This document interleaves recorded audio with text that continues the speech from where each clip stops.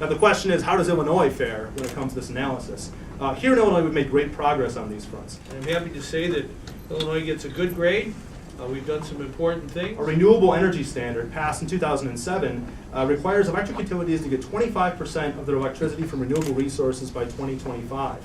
Already we've seen a major surge in wind power across Illinois. Just a few years ago, you had about 100 megawatts of wind power installed online in Illinois. Now we're up to over 1,800 megawatts. So we're seeing an enormous surge in wind power. Our energy efficiency standard for electric utilities, as the governor referenced, that requires utilities to address 2% of their load through efficiency programs annually by 2015. That's among the strongest standards in the nation, and we think a real strong model for federal policy. This spring produced an important pair of victories in energy efficiency for Illinois. We're very happy to have the governor's support on those.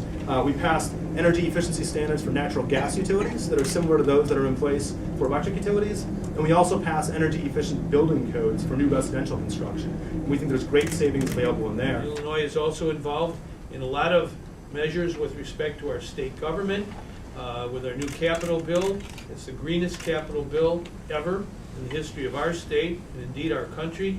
We're investing literally millions and millions of dollars in energy efficiency, and renewable energy. The one thing I want to add is I think the environment in which we sort of have pitted economic development against the environment is over. And I think very clearly we're demonstrating that with the kind of things that we're doing in Illinois.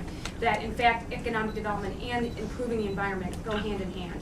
And that really is the future direction in making those things work together. We really do need a strong federal role. We emphasize that. We say that in all of the negotiations we have and all the work that we do with US EPA and with Congress, that there really does need to be strong federal legislation. But in doing that, states still have a major role to play. And the second point is that we need to recognize all of these things, and I like the way that Brian put it, as a down payment to what has to happen in the country, because for all of this to work on the federal level, it's going to need the states to continue to take the leadership roles that they are and continue to pass these programs and to implement the programs that Brian talked about, as well as some additional ones.